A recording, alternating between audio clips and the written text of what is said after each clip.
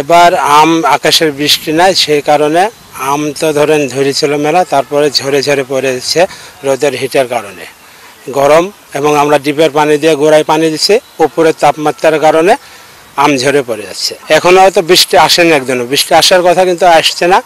ঠান্ডা আবহাওয়া তা আম পড়ে যাচ্ছে আর কি, বৃষ্টি হলে আমটা ঠিক। যেহেতু গরমে আবহাওয়া মেলা ছিল, গরমে তো ঠিক আছে এমনি, সেক্ষেত্রে ধরেন আম ছোটো ছোটো মুকুল যেমন ছিল তখন তো গরম, তারপরে আবার একটু বড় বড় হলো তখনও গরম, সেই ক্ষেত্রে আম অনেক ঝরে পড়ে গেছে। আম যেহেতু পানি নাই আকাশে আমাদের, ওই জন্যে আমের যে টিকসই হওয়ার কথা পানির লাগে, সে পানি না কারণে আম মেলা অনেক ঝরে ঝরে পড়ে গেছে। তাপমাত্রা প্রচুর ছিল, প্রচুর থাকার কারণে এখন বর্তমানে গাছের গোড়াতে আমরা যখন শুধু একটু মুকুল হয়, মুকুল হওয়ার পরে আমরা গাছের গোড়ায় পানি দিছি, পানি দেওয়ার পরেও আমার মুকুল টিকাতে পারি নাই, এমনকি ছোটো ছোটো মোটর মতন যে আমগুলো হয়েছে ওগুলো আমরা টিকাতে পারি নাই তাপমাত্রার বা বেশির কারণে। আর এখন একটু আবহাওয়াটা কদিন হলে ভালো হচ্ছে, এখন আমরা একটু কম পড়ছে। এখন যেটুকু আম আসছে আল্লাহর রহমতে মাশাআল্লাহ, তো ভালোই মোটামুটি, ওদিকের চেয়ে এখন একটু কম আছে, ভালোই এই আর কি। তাপমাত্রার কারণে এখন কম আছে। এখন তাপমাত্রা যদি বেশি হয় তাহলে আবার আম পড়ার সম্ভাবনা বেশি থাকছে।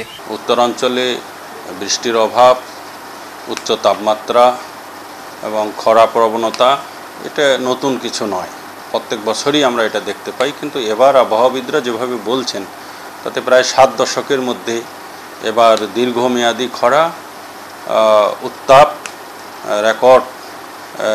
উত্তাপের যে রেকর্ড এবং সব মিলিয়ে যে খরার, উত্তরাঞ্চলে এবারের যে খরা এবং বৃষ্টিহীনতার যে প্রভাব, এটা বহুমাত্রিক।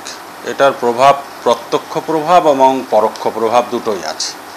যেমন আমরা প্রত্যক্ষ প্রভাবের মধ্যে ধরি যে বৃষ্টির পানি না থাকার ফলে আমাদের পানির যে স্তর সেটা কমে যাচ্ছে, ফলে কৃষির জন্য অ্যাভেলেবল যে সেচ ওয়াটার সেটা কমে যাচ্ছে। এবার তার সঙ্গে যেটা যুক্ত হয়েছে যে এবার ফসলের উপর সরাসরি এর প্রভাব পড়েছে। যেমন ইতিমধ্যে আমরা জানি যে অলরেডি আম এই উত্তরাঞ্চলের যে অর্থকরী একটি ফসল এই সিজনের, যার সঙ্গে লক্ষ লক্ষ হাউসহোল্ডের জীবন জড়িত, সে আমের ফসল কিন্তু এবার অনেক কম, অর্ধেকেরও কম এবার আমরা সেরকম রিপোর্ট পাচ্ছি।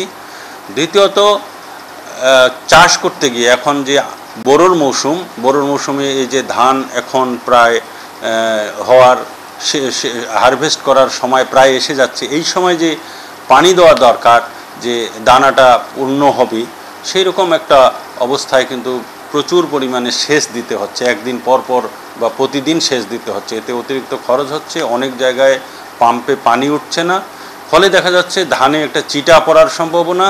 এবং এই সময় পানির অভাব হলে যেটা দেখা যায় যে আমাদের যে আশা, যে প্রত্যাশিত যে ফসলের পরিমাণ সেটি হয় না।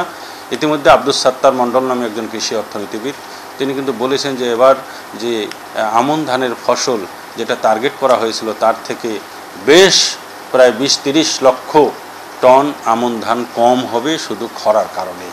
এছাড়াও অন্যান্য যে দানাদার ফসল সেগুলোর কিন্তু সরাসরি ক্ষতিগ্রস্ত হচ্ছে। এক হচ্ছে সেচ দেওয়ার খরচ বেড়ে যাচ্ছে, 2 হচ্ছে যে দানাগুলো পূর্ণ হচ্ছে না, সুতরাং দানাগুলো ছোট হয়ে যাচ্ছে।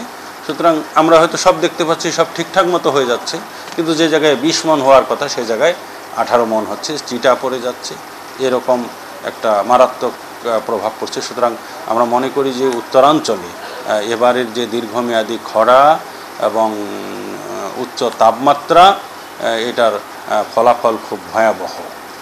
আর দ্বিতীয়ত যে কথাটা বলতে চাচ্ছি যে এইবারের যে এই খরা এবং উচ্চ তাপমাত্রা এবং এর যে দীর্ঘ সময় ধরে এটার যে চলমানতা, এটি আমাদেরকে খেয়াল করে দিচ্ছে যে ভবিষ্যতের জন্য আমাদেরকে প্রস্তুত হতে হবে। আমাদের ক্লাইমেট চেঞ্জের যে দীর্ঘমেয়াদী প্রভাব, যে নির্মম প্রভাব, সেটি শুরু হয়েছে বলে